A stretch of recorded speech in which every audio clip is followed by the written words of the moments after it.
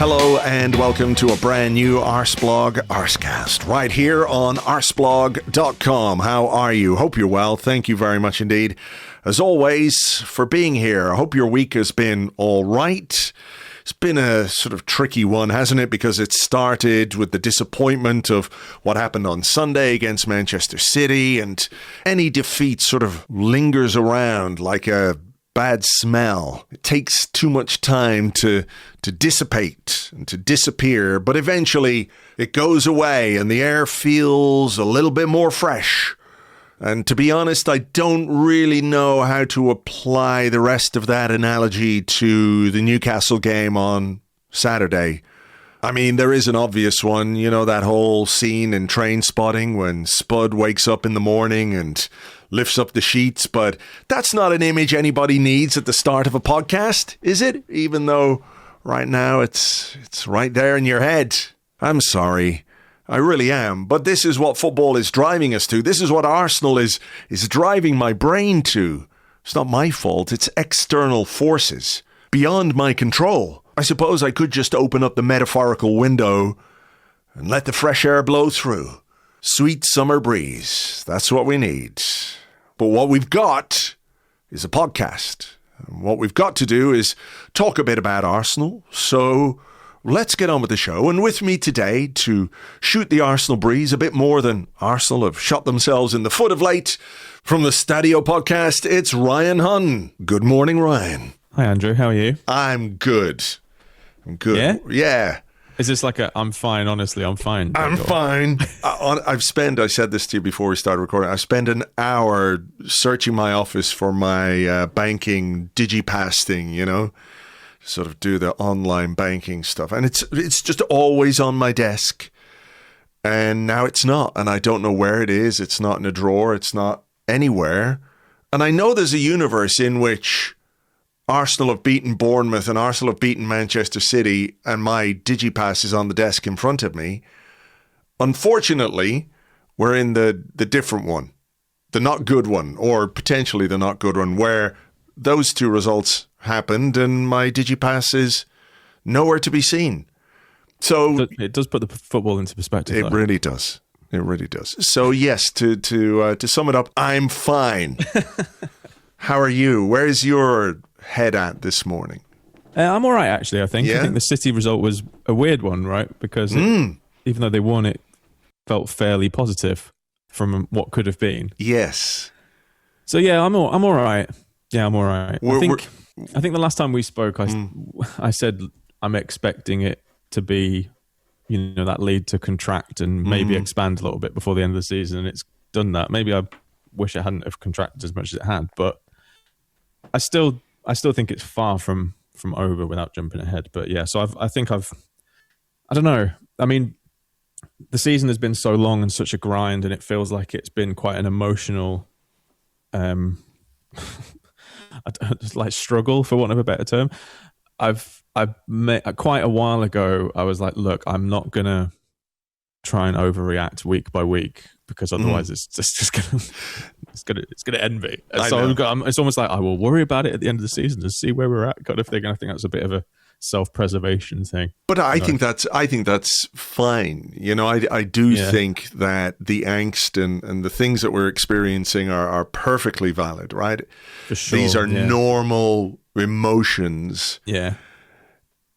That football gives you or inflicts upon you, I think is maybe the right way of putting it, right? So I think all the things that everyone's feeling to varying degrees, right? Whether you're cool, calm, and collected, and you're like, this is just how it goes in a title race. You know, it's all still to play for, and you're confident that we're gonna do it. Or if you're the other way and thinking, oh Jesus, we've blown it.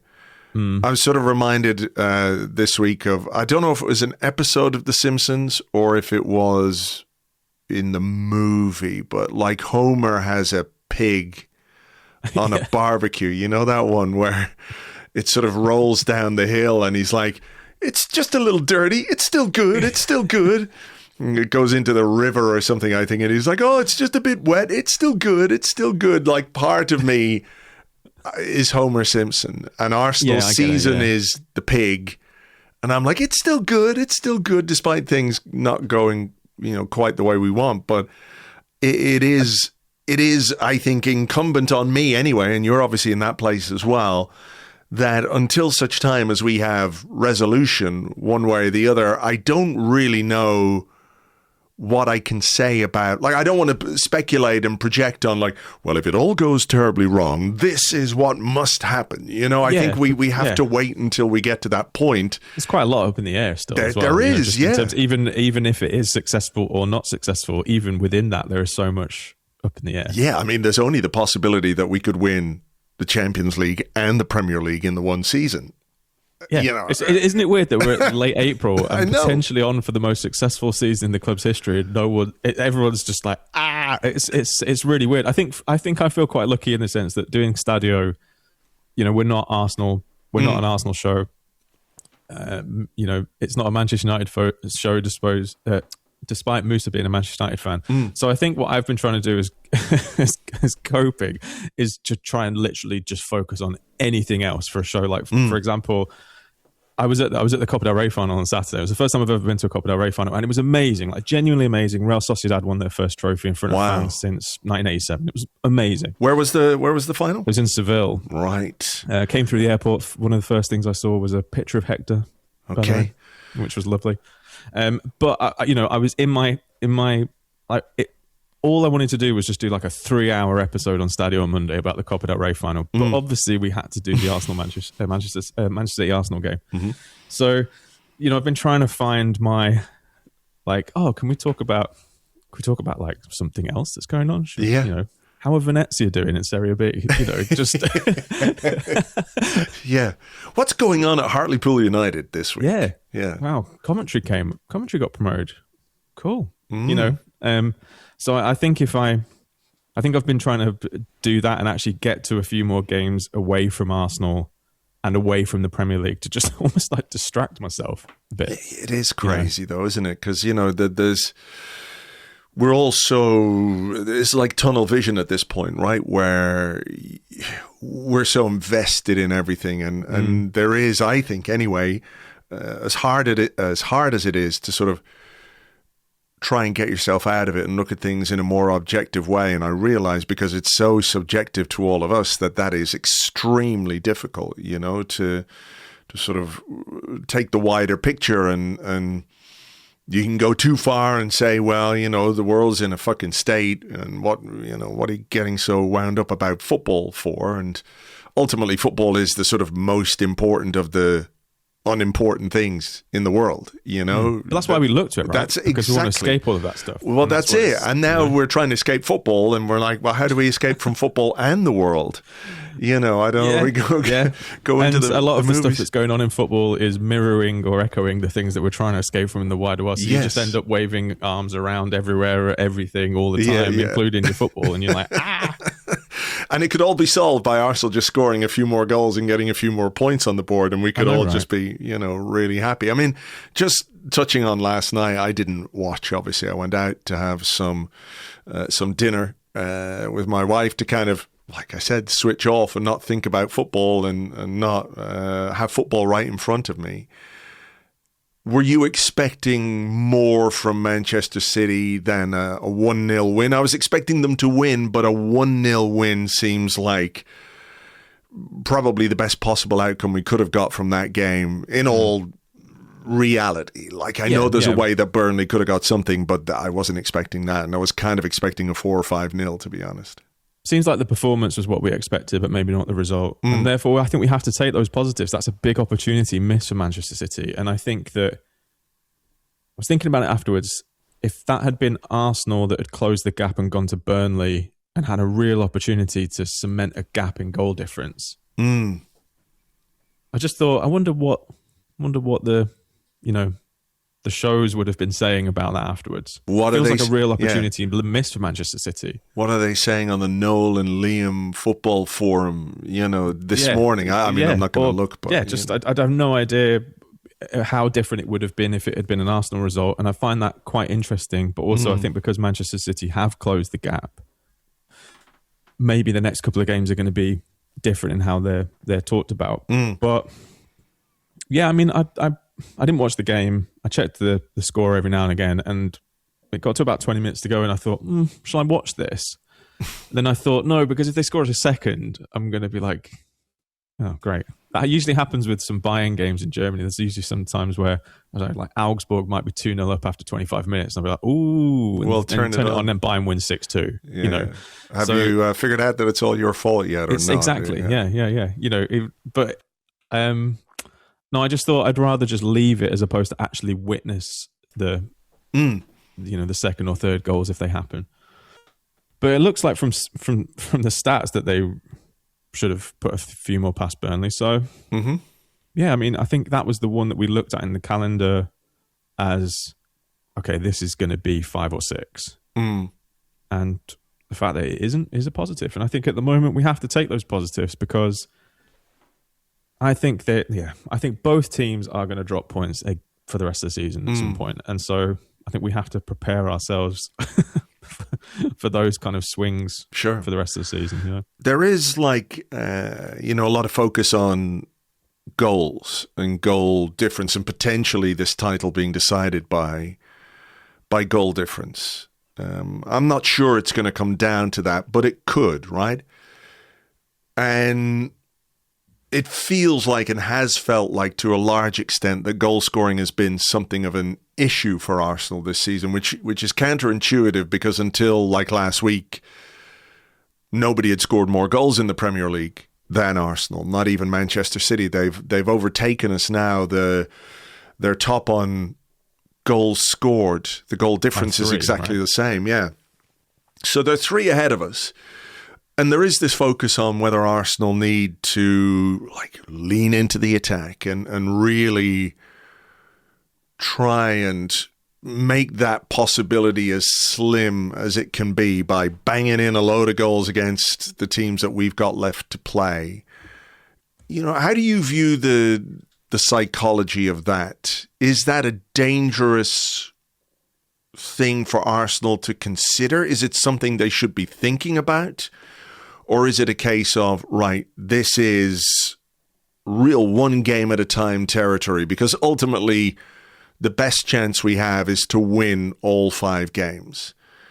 If you're winning 2-0, do you really go for it and try and get a third or a fourth and leave yourself open at the back and maybe concede a goal? It all gets very hairy, and we've all experienced those 1-goal leads with 15 minutes to go and what they do to our heart rate and blood pressure and all of that kind of stuff. Where, that's something that I don't know quite how they do it. Like the idea that every game is a final from now on feels like, that's a bit too much pressure. We just had a final a few weeks ago and it was fucking shit. Not great in finals. So no, exactly. Yeah. Do we do hey, it's as Mikel Arteta said, it's a whole new season. It's a brand new start. It's a fresh start. Pretend like it's August and just go out and win 3, 4, 5 games in a row. It's a really tough one psychologically to try and get your head around because, the manager has his methods and his tricks and his bits and bobs that he does on the training ground. And, you might think they're ridiculous or whatever it is, but there's no question the psychology of the situation that we find ourselves in now is something that we're going to have to contend with. And if we find the right way of doing it, he's a genius. And if he, makes them all dance around a totem pole dressed in kilts and singing Chumbawamba or something, as a way to ease the psychological pressure, if it works, he's a genius. If it doesn't, he's, a lunatic. Right. I don't mind or care really what he does. As long as I just don't want to see it. Yeah, you don't want to see it. I don't want to see it on Instagram. I don't want to see it posted anywhere. I don't want to see anything. Mm-hmm. Honestly, for the rest of the season, genuinely, this is one thing that has kind of been. It's the one thing that has been bugging me a little bit. I get a lot of the stuff that has to come out on social media and stuff like that, but I really wanted to see some kind of just lockdown on behind the scenes with training, what's going on. Mm-hmm. I don't want any of that to be used as fuel in any capacity against this side, because there has been enough thrown at them this season from kind of everywhere that I would just want there to be an environment that whatever it is that Mikel Arteta decides is needed to be done for the squad, it's it's for them and not for us, Yeah. Because it doesn't really help now, especially at this point in the season. But going back to what you were saying before about the approach of whether they just go and win games or whether they really put the foot down, it's quite a boring answer, but I just think it's opposition dependent, because if you go back and look at when we beat Atleti 4-0 at home, that came after that really tough Fulham away game, 1-0. So it was like we struggled to even score in that game. That was the Calafiori disallowed goal that was brilliant. But that was a really tight game. But then Atleti were quite expansive against us, and we just completely capitalised on that. So I think it's more of just maybe knowing when to push and when not to, because this side is defensively robust. It's not as defensively robust as it was before Christmas, especially in that period where it felt like we might never ever concede a shot on target again. And so I'm a bit... If we were in as defensively sound a shape as we were then, I'd feel, and getting creative players back into the side together, I'd feel a little more confident being like, yeah, just go for it. Whereas now I think that I think I'd just be wary of changing too much too quickly. Like even the fact that we're managing to get Havertz, Eze and Ødegaard into the same 11 is quite new. So let's just focus on them gelling a little more, seeing what will... I think Sunday was a good example of what naturally can happen just when you have three players like that playing together for the first time. Yeah. It feels like in ages. Yeah. Good players and creative players make performances better and tactics a little more creative. I mean, that's it. For me, it's been such a huge regret of this season that we haven't been able to play as an Ødegaard in the same team for any sustained period of time. And that's obviously because of the injuries that the captain has had. I think it's 4 different injuries. Well, the shoulder twice, and then the knee, where it's just one of those where you get a knee to knee and it could be really sore. You run it off, it's fine. But obviously it was an impact for him, and then he sort of overextended it. And that's been a huge regret because, I've said this before, like I think Mikel Arteta is a manager who wants to build his team on a solid defensive platform. There's no getting away from that, right? You can't look at the profile of the players that we've signed, the way he sets his teams up, the sort of emphasis on being hard to beat first and foremost. But I also don't think that some of the football we've played this season is... right, this is my ideal kind of way to play. Like, it doesn't make any sense. Like, is he an Arsene Wenger all-out attack manager? Absolutely not. Is he definitely more focused on defense than some other managers? 100% he is. But it doesn't make any sense to me to build that platform. It's like building a house with no roof, if you like, And the football that we've played has been hard to watch at times. It's been effective and we've grounded, but it has been hard to watch. It has been a struggle. Yeah, and I understand why people don't like it. I really do. Yeah. But at the same time, and this isn't to sort of go to bat for Mikel Arteta, I don't think it is what he absolutely envisions when he thinks about how he wants his team to go out and play. And, Bukayo Saka's been out injured and, hasn't been at his best. And the stats doing the round this week, by the way, in terms of our forward players and what they haven't contributed this season, I think it was Orbinho who posted them up. I should just get them out again here because I think they are worth just highlighting. Let me have a look here. Leandro Trossard hasn't scored in his last 22 games in all competitions. Bukayo Saka. Weird. It is weird. Yeah. Bukayo Saka 2 goals in his last 24 games in all competitions. Gabriel Martinelli hasn't scored in his last 23 Premier League games. Nani Madueke has 2 goals in 22 Premier League appearances this season. Martin Ødegaard has 1 goal in his last 21 Premier League appearances.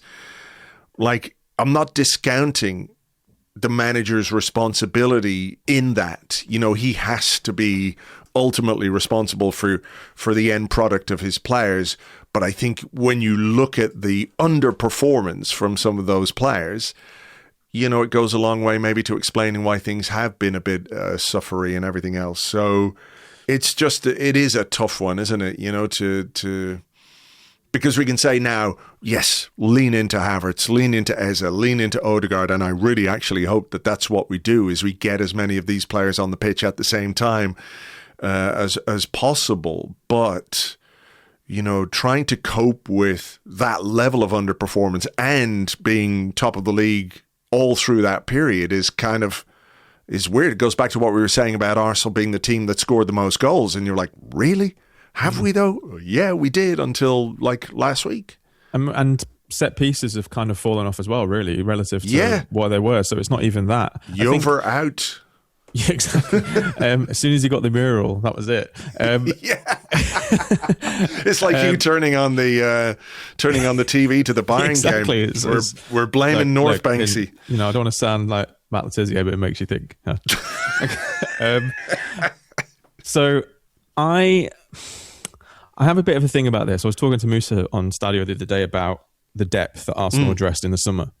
And while I think it was, celebrated at the time, and I think rightly so, I also am wary of sounding like one of those Arsenal fans that's like, well, look at the injuries. And I think that the thing is, I think what's gone on, and if you look probably with a bit of distance from the season, there's probably a few things, a few factors in different areas that have probably all contributed together just to create this sense of hanging on, which I think has made Arsenal a little more conservative as the season's gone on. I think they are way more conservative, or they have become more conservative as the season's gone on than they were at points during the season. There were some games this season that Arsenal were unbelievable, took control of games, pulled teams apart, or managed games and knew when to put the foot down. And it's a different Premier League than it was 4 years ago, 5 years ago, right? It's stuff that we've talked about loads of times. So I'm not going to rehash it. The goals are down, generally speaking, exactly. across the Premier League. At the top two, the top two haven't scored. They're not even in the 70s for goals scored yet, and they've played 33 games. That feels weird to me. That feels genuinely quite weird that Manchester City have only got 2 goals a game. That doesn't feel normal. I think the depth has made what the depth has done this season. I think it's allowed Arsenal to maintain a push on multiple fronts. I don't think because of the injuries that they have sustained again. I think it's stopped Arsenal from making that push over the line, or clear improvement on seasons past. Because I think Madueke's played more football or started more games than you probably would have imagined he would have when he signed. Gyökeres started more games at the beginning of the season, definitely compared to when we thought he would when he signed. But then on top of that, there are a few things where I'm like, well, were there games when we actually could have just started Miles in midfield? And if it wasn't working, then bring Zubimendi or Rice on? Or could we have actually played Christian Nagel in those games a little more? Christian Nagel. Yeah. Did you see him saying the thing randomly when he said that clip went viral and he talked about how every time he goes in, Declan Rice just goes, Christian Nagel. Really funny. But so it's a bit like, well, I think there are quite a few things that have contributed to probably Mikel Arteta getting more and more nervous, and almost like I liken it to someone like NBA fans, probably like Tom Thibodeau, former Knicks coach, tightening the rotation in the playoffs. You know, as shit gets real, it's like he calls on fewer players, and I think that has then probably led on to fatigue and potential injuries. So it's this. I wish that we'd maybe been a little more, I don't know, like liberal with our selections in the autumn. Maybe I think that hindsight is great, right? But I do wonder if a little more rotation and trying to keep people back fresher for the end of the season may have meant that some of the performances would have been a little better, because maybe there would have just been fresher players, more relationships. Sure. And maybe we wouldn't have lost so many players for such a sustained period of time. But you never know, right? But I think that's where I've always been this season. I've been like, look, we're clearly a very, very good football team. I know what my eyes have seen over the last few years. Mm-hmm. And, you know, a good few years ago, we were struggling to finish 6th. So the improvement has been massive. It's like, well, is there any one specific thing that's causing us to stop getting over the line yet? No. But then again, whenever you bring those things up, you just sound like some fan who's trying to cope with it all. Yeah. You know? So it's a bit like,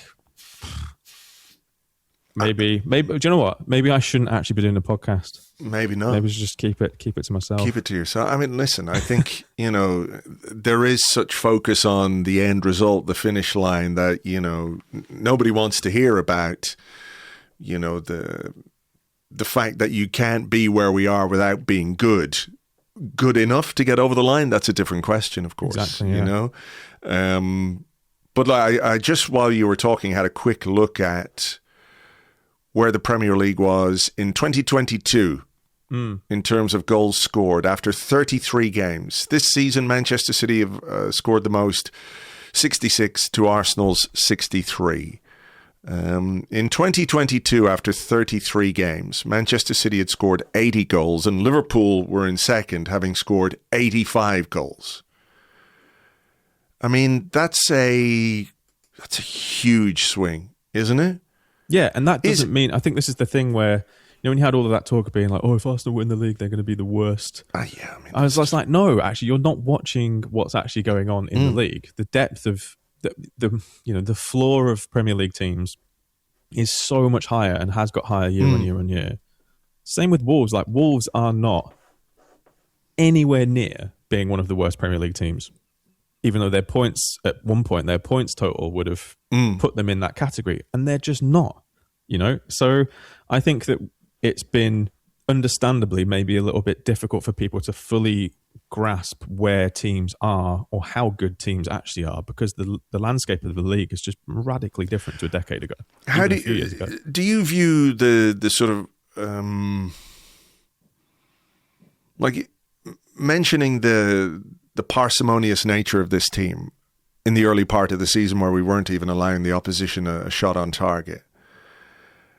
Do you think there's something that as the season has gone on that our attacking inefficiencies, I think might be the right way of putting it, because it's not to sort of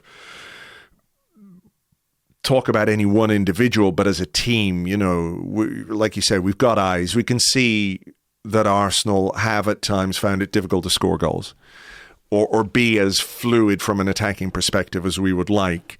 That naturally there's an inclination as your confidence in your own attack, I don't want to say is undermined, but you are, you know, aware that this might be an issue, then naturally, it's sort of like the last 10 minutes of a game where you've got a 1-goal lead, you start to lean into just holding on to that lead.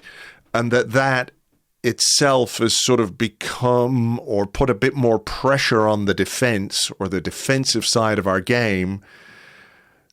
And it's all sort of intertwined into this sort of, right, we're seeing this, we're going to do this, and it's sort of a chain reaction kind of vibe. Yeah, I also think that Premier League, the wealth of knowledge and expertise there are in terms of coaches in the Premier League mean that teams learn quick.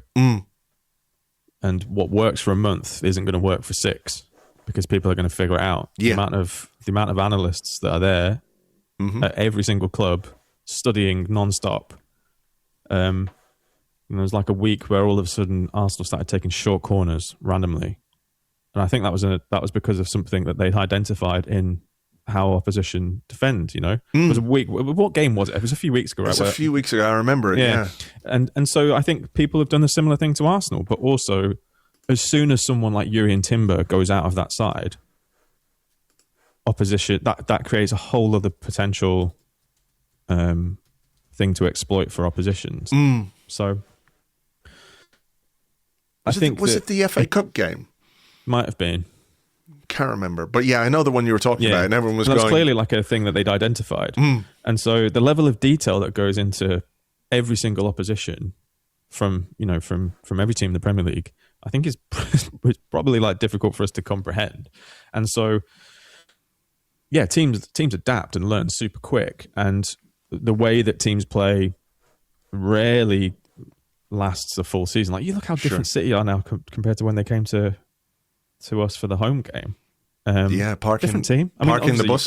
When you can sign Gay and Semenyo, then that helps. But just formation wise and approach wise, it was very, very different.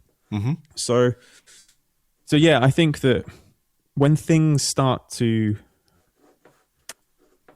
put it this way, I think if Arsenal had maintained a healthy squad, an 85 to 90% fully healthy squad for the season, I think the way that Arsenal would be playing football would be very different. Okay. I think that's true. But obviously the injuries have become a significant issue, an ongoing issue. I've got some questions from our Discord, so here's one that's related to that. It comes from Chapo0882, who says, does there need to be some wider reflection on how our playing style is contributing to the perennial injury crisis?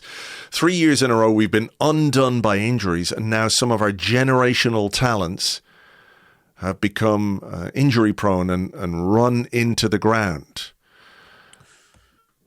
I mean, I'm not sure if it's essentially a playing style, because it doesn't feel like we play, doesn't feel like we're like, sorry for the reference, but Ange Postecoglou's Spurs, it would just be like, yeah, we're just going to give it a go.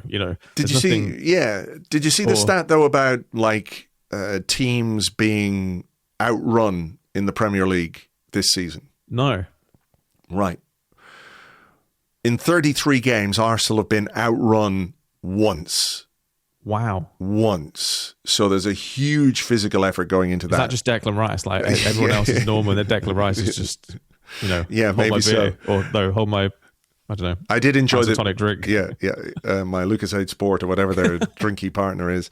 I did enjoy the fact that Chelsea, by the way, were top of that particular table. Played 34, outrun 34 times.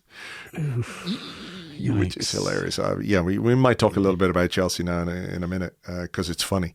But so in that case, then I mean that is super interesting, and I do wonder how that has had an effect then, because it doesn't feel like that a lot of the time. I know Arsenal are a little bit, have played a little more in transition compared to at times that we've seen them. Does it explain why Declan Rice, maybe, for the last couple of weeks when they say, post-game interview after a Champions League, and they're like, Declan, how are you? And he goes, I'm knackered. I'm wrecked. I'm exhausted. Maybe there is something to that. It does feel like we have a much more mobile midfield than we've had for a long time, like as a combo between Rice and Supermendy. I think we've all been quite surprised at how, I remember like earlier on in the season when he was popping up and scoring goals in the box, we're like, oh, cool. And that's great at the time, but then when he ends up playing something like twice as many games as he's ever played in his career before in a season, he's we're getting into, I mean, that's an exaggeration, but I know he's on course for playing more games in a single season than he has done before, I think. And you get to April and there hasn't been, he hasn't had a lot of rest, then that's not the time when you want them to start feeling absolutely knackered. No. So I think that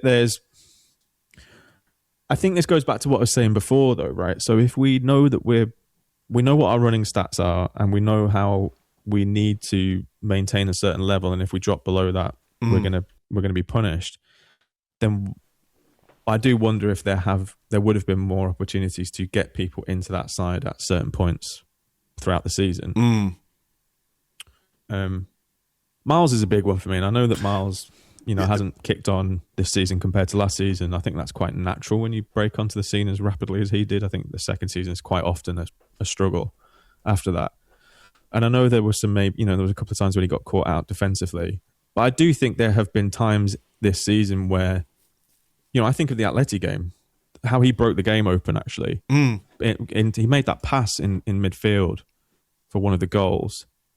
And there's something about his ability to find a little pocket and pass through the lines. I think that has been a thing that Arsenal have missed quite a lot at points this season. And I think if you have concerns about him struggling a little bit at left back, I don't know. I think that's probably one of my not major frustrations, but I think one of the things where I've been like, oh man, there were probably some games this season where we could have put Miles in midfield earlier on in the season so it didn't feel like such a big deal like the Wigan home game when he was going to go in there and then he didn't, you know? I've heard that debate and discussion, and I do get it. And obviously it's informed by the absences of Martin Odegaard, Mikel Merino, of course, since January. Mourinho's been a big miss and a player that doesn't get mentioned a great deal. Multiple positions as well, because that's the thing. Well, that's it. And a guy who can sort of get you. It's not like he just sort of produces a moment of magic, but he sort of always has felt to me like a guy who gets you a goal when you're going, where is a goal coming from? And then the game against Newcastle away, for example, where was it? I think it might have been Marcy. I can't remember who put the cross in, but it was a really, really smart header into the far corner that I don't think any other player in this Arsenal team can score. Yeah, that kind of goal. At home, Ben White cross as well. Yeah. That was a really good one. It was a good one. But there's a thing about him. I think the thing about him that's so underrated is that you can imagine being any player on the pitch in an Arsenal shirt, and the closest player to you is Mikel Merino. I think that kind of goes to that's how handy he is. He's kind of always just on hand, just to wherever you are on the pitch. Like if you need someone, he can drop in and get the ball. He can support as a second striker. He can go into those pockets in midfield, and he can fill in and take minutes off people in multiple positions that we were talking about before, like maybe saves people throughout the season. So yeah, I know the Miles thing is a bit kind of. It's all very well and good saying this now when stuff has happened and being like, well, actually, if we should have, and that's not what I mean. But I think that he's so clearly a midfielder to me. But where do you fit him into this midfield? Because that was the question for me. Is because last year we sort of played with a 6 and 2 8s. To put it in very basic terms, right? So you have this sort of midfield triangle. You've Declan Rice in the left 8 where. You might envisage Miles playing a bit. But now it's a bit different where the role of the player ahead of Rice and Zubimendi, who are more like a double pivot now, the role is a bit more like a 10. Is that something you think he could do? Do you think he could operate as one of those double pivots? And I think is clear, Mikel Arteta isn't prepared to use our friend Christian Norgard. Yeah, that's just a weird one for me. Right. It is. This is a very experienced Premier League player, but who's played 56 minutes in the Premier League. And really weird. Listen, a manager, you can listen to what he says and you can read between the lines, but ultimately, I think, what I've always said is you can really judge how a manager thinks about a player by how he uses him or doesn't use him. And I think whether you agree with it or not, what Mikel Arteta thinks of Christian Norgard, at least at Premier League level, is that he's not a player he wants to use unless he absolutely has to. And so aside from that, it's like where does Miles fit into a midfield role? Could it be playing in midfield rather than Zubimendi for a game or two, or even Declan Rice for a game or two? But, if you don't have Declan Rice, who's taking the corners? There's another aspect of these decisions, small, tiny things that you think, right, okay, well, maybe, we're playing a team near the bottom of the table. Maybe we could leave Declan Rice out of the team. Who's taking the corners? Yeah, 100%. And I think it's again, it's a super boring answer, but I think it's opposition dependent and game dependent. If you got Leeds at home, who you're going to get space, and that you're going to have enough of the ball and probably enough. This was at that point of the season, or a few of the games at home where you are defensively solid enough to not have to worry so much about having two people in that pivot role in midfield. Because on the times when you are going to... I remember years ago, do you remember when there was like a few years where Arsenal were linked with Sami Khedira, but at the time everyone just thought, oh no, they really need a 6, and he's not a 6. And there was a thing that I always used to talk about with people saying, well, you kind of need someone who can play 6 for like 20% of the games, but actually is an 8 for the rest of the time, because that's the way that we need people to play, right? And I think, for example, if you look at the combination of Arsenal midfielders that they could field at different points this season, even with people who maybe haven't featured as many times as you would have liked, there are combinations there that I still think can suit certain games within a full 11, right? Because you have, like, for example, if you have a back four at times of Timber, Saliba, Gabriel, and Hincapié, right? Mm-hmm. That's a pretty decent unit. You know, you're not getting a lot of joy off those guys. No. So that might allow you a little bit of leeway in midfield to be like, well, look, if we have Declan Rice in there, but we maybe don't need two people to play full pivots, or we have Miles as a base just as a passer, and then if we need, Declan Rice has the engine to then come and cover in next to him when we need that defensive stability. I think the players are good enough and tactically intelligent enough to be a little more fluid, and to be, like, the game is so much more role based than position based. I've just always believed that this squad is capable of potentially leaning a little more out of what looks fully right, as opposed to, well, yeah, actually we can kind of play Miles in an almost like Granit Xhaka low left midfield pocket, because that's where he's played really well when he stepped up into that position from left back before, and made some really, really important attacking contributions from that part of the pitch.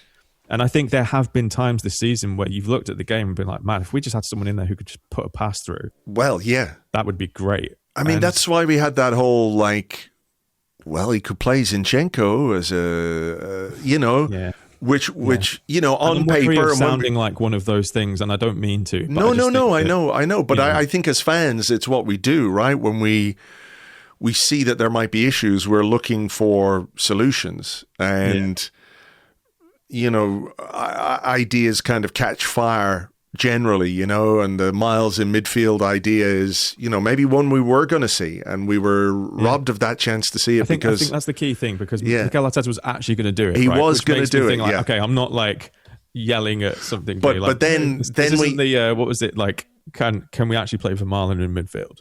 Yeah, exactly. I think Kolo Toure could be a great DM. The classic plays a 10. Yeah, exactly. It's that classic thing that fans do. They put a player in a position. It's just like, well, he could do it there. The question maybe is about that particular game. Was it about something he really wanted to try, or was it the best solution available to him in terms of who he had available on the day and who he wanted to rest on the day? Because I can't remember. I know it was Calafiori was going to start at left back and Miles was going to start in midfield, and I can't remember who came into the team when Miles had to go back to left back. Saka played central, I think. Was that what it was? That week or so when we saw Saka playing centrally. So was it him and Eze and Madueke started, I think. It was, I think, because it was the Wigan game, wasn't it, in the FA Cup? Yeah. So Miles went back to left back, and the midfield that day was Eze, Norgard, Saka. Yeah, Saka came off. There was 2 or 3 games where Saka played central, and we were like, "Oh, is this it? Is this the thing that?" I think we might have talked about it last time I was on, but we said that it feels like Mikel Arteta needs one tactical accident or find. When you stumble on something through a season, we were like, "Is Saka in the 10 it?" And it turned out it was not it.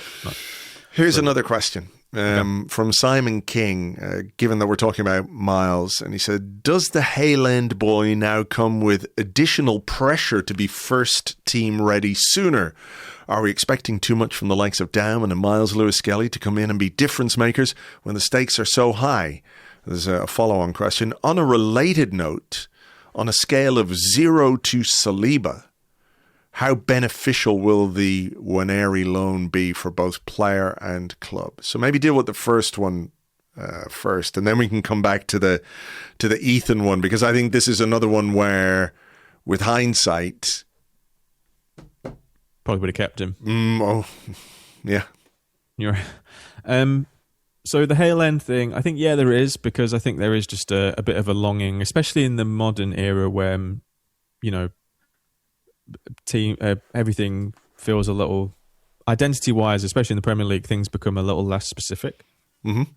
I think having players that have come through the youth academy and the youth system at that club in there, it just adds an extra layer of something special and a bit of meaning. And I think that's really, really good for just fandom in general. Like Real Sociedad had 15 academy graduates in the match day squad for the final, and 10 of them played. Wow. Which was kind of wild, right?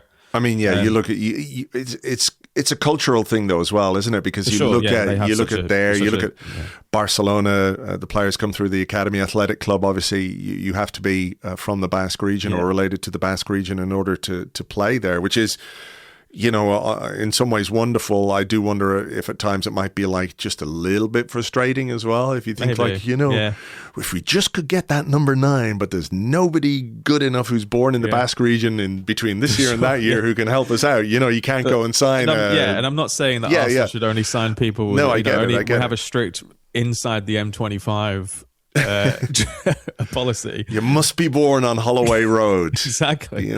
But there is something that I also feel like in terms of fans feel quite protective over them as well. Mm-hmm. And it just feels quite nice. I think we were all, last season, especially when that moment where, Miles and Ethan connected for, I think it was a Champions League goal.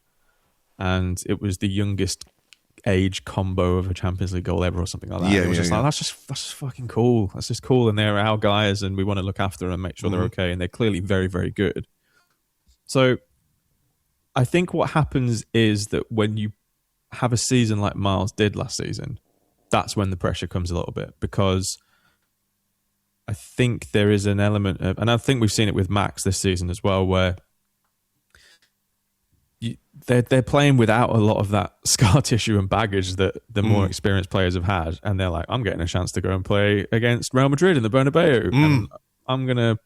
Yeah, like you don't scare me, Man City, and all this kind of stuff. But then when you've been through that and you start realizing, actually, the level is even higher than it felt like to me initially in the moment, because you're kind of just being carried on, like excitement or whatever.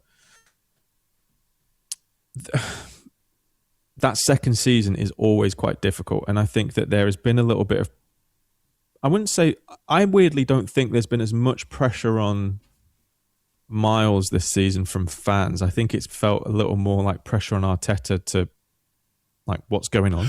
Is that not related to the fact that after a breakthrough season where he did really well, that we went out and bought another left back to essentially that sends an take odd his place, message, doesn't it? Well, it sends a very specific message from that. Yeah. And like on the one hand, you can say that's what you need to be competitive. You have to you've done brilliantly, but now here's a challenge. Overcome that challenge and do it. On the other hand, the fact that we went and did it at all suggests that maybe there were some concerns or reservations about, Miles in that position. So it's hard to understand the thinking fully, isn't it? Because no manager or no sporting director is going to sit down and say, well, the reason we signed Piero Hincapié is because, well, we wanted to give Miles a challenge. We wanted to push him. We wanted to really get him laser focused and, have that bit of experience. They're not also going to say, well, we had some worries about him defensively. I think all of us to some extent have an ideal in our mind, right? If you're picking a team, if you're picking a profile of player, like I'm not picking anybody other than William Saliba and Gabriel at centre half because they give you everything that you need. The strength, power, pace, all of the things that they are. Charts, technical ability. Exactly. The height, everything you could want in a central defender is in the physical and technical profile of those players.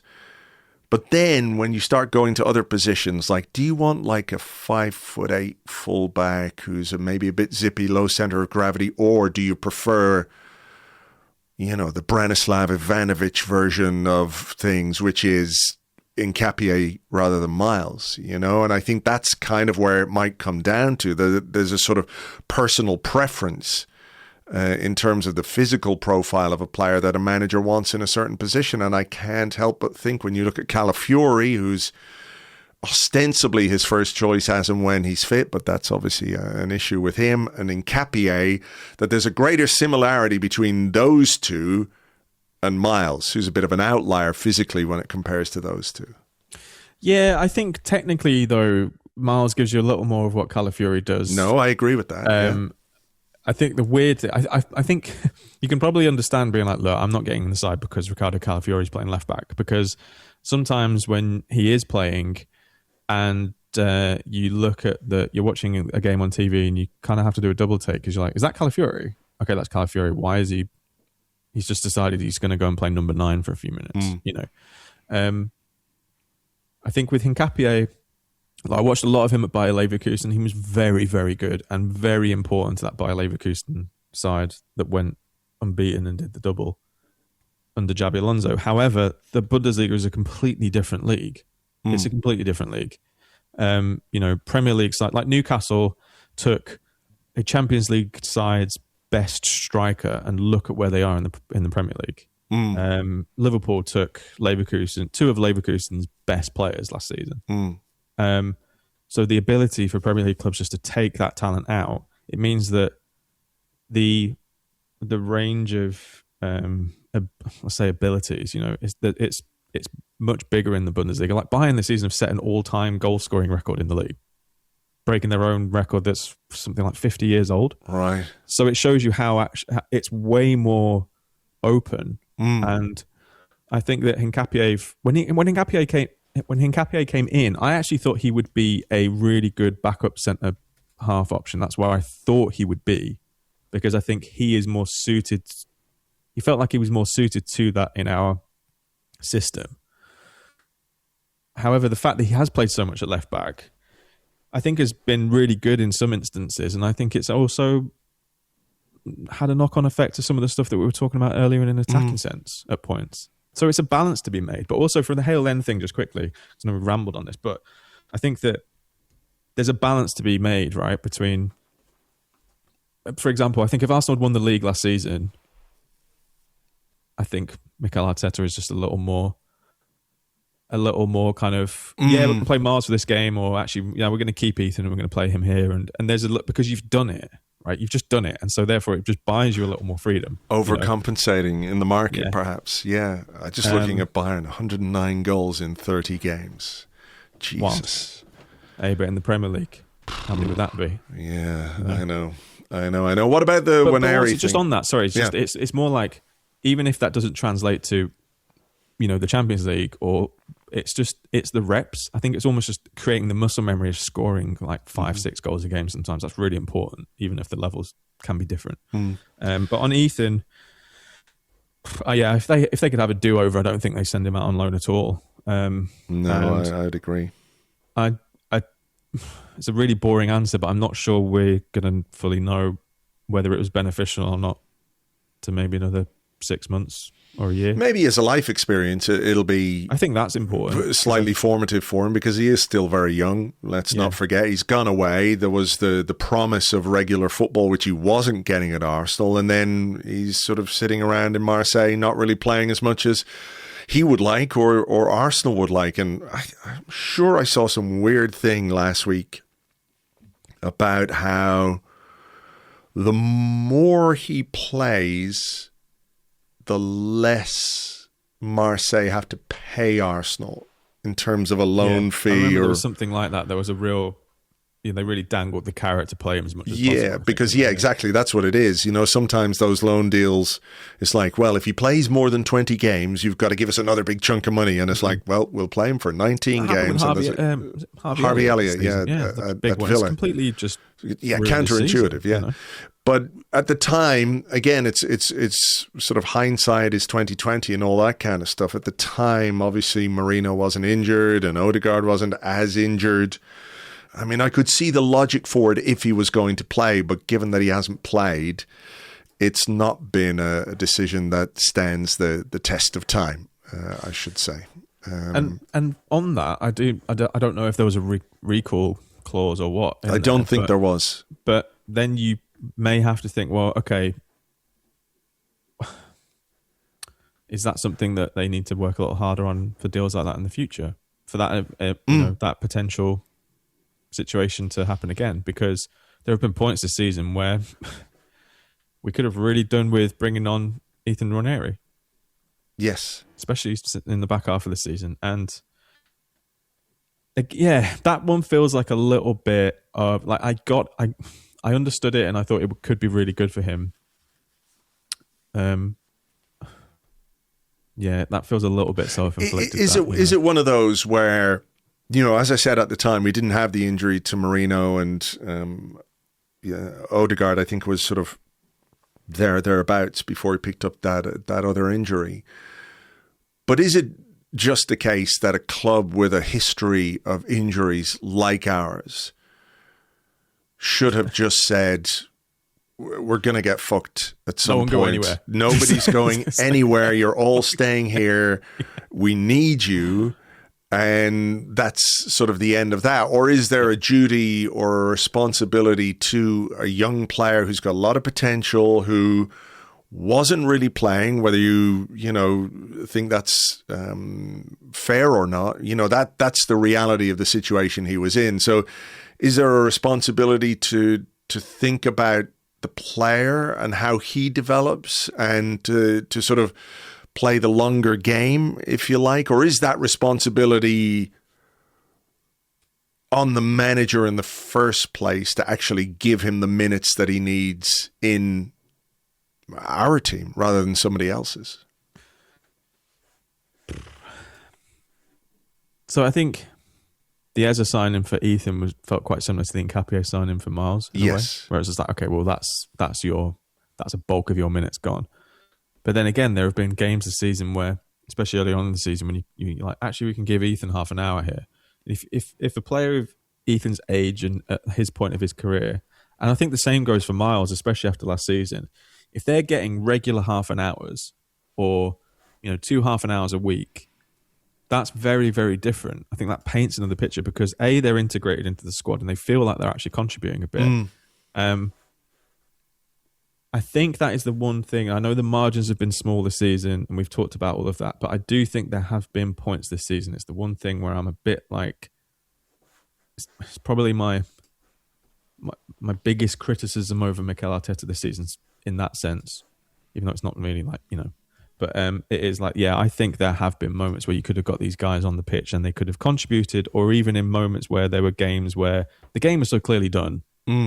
And we could have brought on people to give them minutes. And I think that you continue their development in that sense because they feel part of the squad. They don't feel like, I'm not really getting minutes here and maybe I'm going to have to go elsewhere. And I to me, and I'm not a professional, very, very high level football manager. So, obviously I do not know, but it just feels so much like a win-win. Yeah. I mean, I have to say, I think there weren't enough games where we were sufficiently far ahead for us to use the squad in the way that we would like.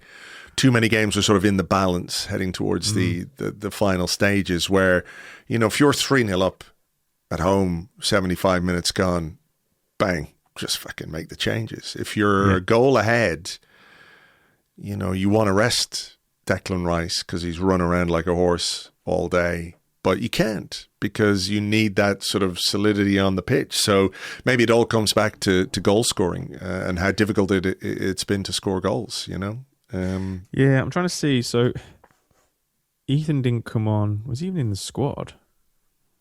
Against, I'm just looking at Leeds. Max Dowman came on. I don't think Ethan was in the squad. Oh, yeah, he was in the squad. No, he did come on. Yeah, he could come on. Sorry. So there were games like that, for example, the Leeds game early on. But again, like you were saying, there haven't been enough of those games this season. And therefore, I mean, there was like Forest at home. That was another big one. He came on quite early for Martin Odegaard. Mm-hmm. So he has come on in those games. Mm-hmm. And so I think that's the thing where you realise actually when you start to actually go in and analyse it, how these tiny small things in the moment over a course of the season all add up to a big picture where you're just a bit like, wow. there was so much stuff there that needed to maybe like shift on a smaller scale earlier on in the year. Yeah. For us to maximize the potential of what this squad has to offer this season. And I think for me, that's probably one of the. I said to Moose on Stadio, I was like, I don't want to walk away from the season feeling like it was a season full of, like, not full of regrets, but it's another season of regrets where you're like, man, like, what if only, yeah. Like I have, look, if Arsenal go and challenge, and they don't win trophies, it's really, really, really, really difficult to win the trophies that we now want to win or expect to win. But I don't want to feel like I'm like, oh man, they felt like this. We really left, like, like golfers, there was like, man, I left a few out there. Yeah. I don't want to feel like that. Sure. And I feel like there have been a few little things in different, like we said, in different areas that I felt like that so far this season. I think Ethan and Miles' usage has been one of them. Yeah.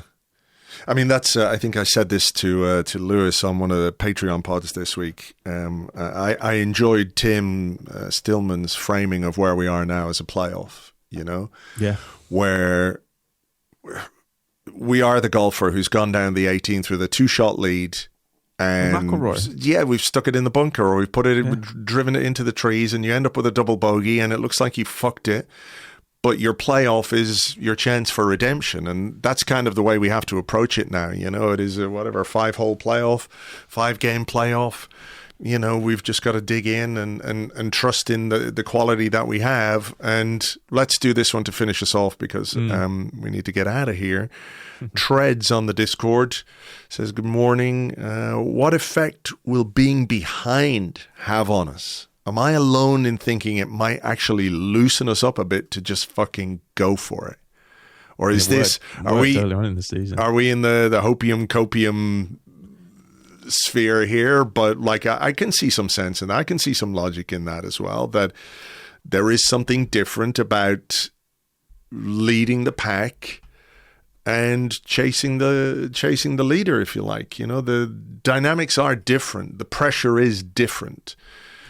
So I don't know. Do you think it will have any material impact, or is this just going to be like a straight fucking shootout, ding dong, bang bang, fucking, you play, we play, you play, we play kind of vibe? Well, hopefully we're not going to be behind for very long. Well, that's true. That's the thing, right? So hopefully after the next 2 league games, we're actually 6 points ahead. Yeah. So I'm not sure how much we're actually going to feel that. I think it's probably gonna. I don't think that's gonna matter so much, and it's not because the point isn't valid. I think just because hopefully the reality of it won't play out that way. But I think what will matter is the way that the fixtures then shake down towards the end of the season. If it happens then, sure. But I'm hoping it won't, because I think I'm right in saying that even very close to the end of the season, City are constantly going to have to play catch up. So it's about the thing for Arsenal now. I think the difference now is that we don't have any wiggle room. There's no lead to play around with. We have to go and get that now. And I think we actually were, by memory, at points this season when we had to play first, especially around like Christmas and stuff like that. I think we were quite good at getting the points on the board. That's what we have to go and do now. That's just the main thing, because if City then, I think it's very different when they don't have a game in hand, or they don't have any more points to play around with, or it's not expected. If it's like, okay, now we have to completely match them. If Arsenal go and get 6 points from the next 2 games before City next play in the league, that's really different, because that's like, you cannot misstep before. Whereas City had a little bit more freedom, I think, when they were like, they weren't really expecting to be in that position. So I'm interested to see how that maybe changes some stuff. Yeah, well, let's hope that that's what we can do. Starting Saturday, obviously, with Newcastle, we could be 6 points clear by the next time Manchester City play, but it's in our hands. We've got to do it. It's still good. It's still good, man. Look, it's still good. Look, I watched that. We were talking about golf before. I watched the Rory McIlroy documentary on Prime the other day about when he won the Masters, and he said his caddy Harry said to him when he blew the lead and went to a playoff, as he was walking off, he said, "Hey, we would have taken this before we started." And he said it just snapped him out of it. Mm-hmm. And honestly, I know I would have loved it to be just 9 points clear, cruising, focus on the Champions League, resting everyone in the league.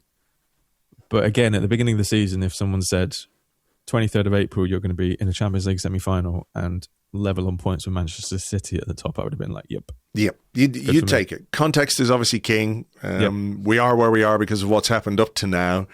But yeah, in isolation, I think that's a position we would have all taken, and let's hope it's one we can take advantage of. Right, we will leave it there. As ever, a pleasure to chat, and yeah, let's let's just try and keep our cool and do what we need to do. Right? Yeah. Let's focus on let's go forward. Let's not worry about what's happened. Forward, yes. Not backwards, and twirling, always twirling. We're fine. We're fine. Completely fine. We're fine. Thanks, Ryan. Cheers, man.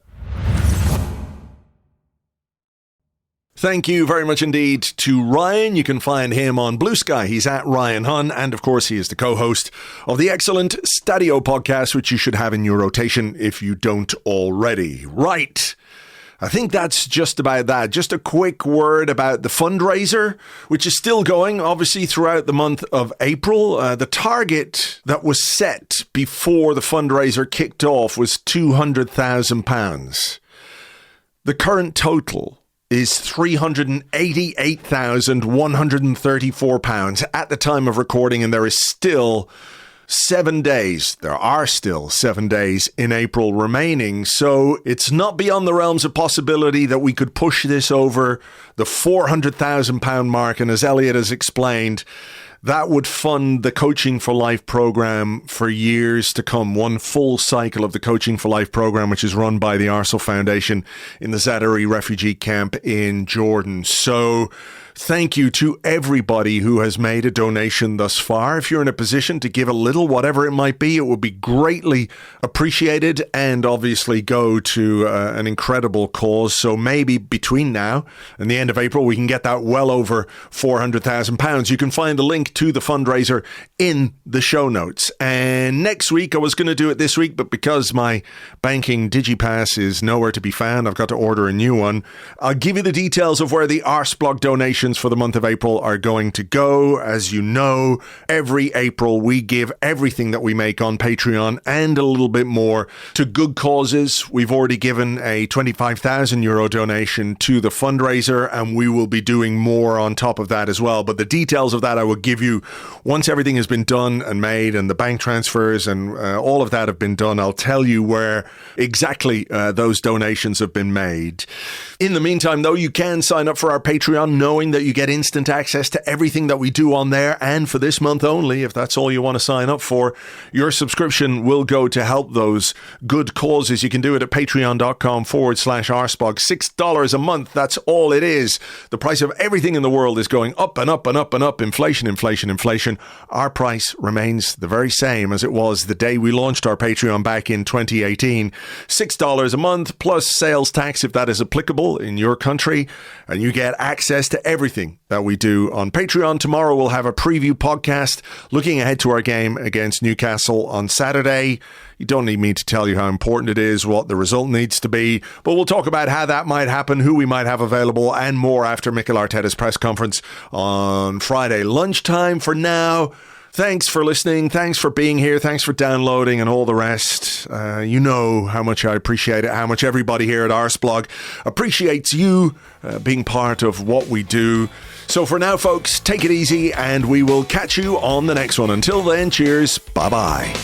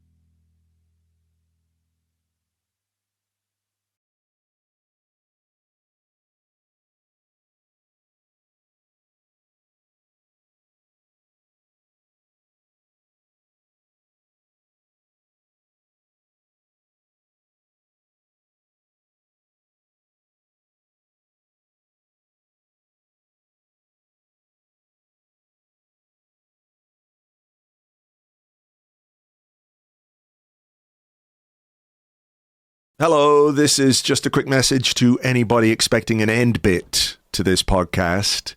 I realize this is an end bit, but I had something else done. It was like really good, really funny. Before I posted, there was a knock on the door. It was the Podcast Standards Authority who basically raided my office and said, you know, it's not acceptable. You can't post anything that might be funny after Arsenal have lost. Until such time as Arsenal win again, nothing can be funny. So you better delete that or else. And I said, yeah, or else what? And they were like, try us then, buddy. And I said, I will fucking try you.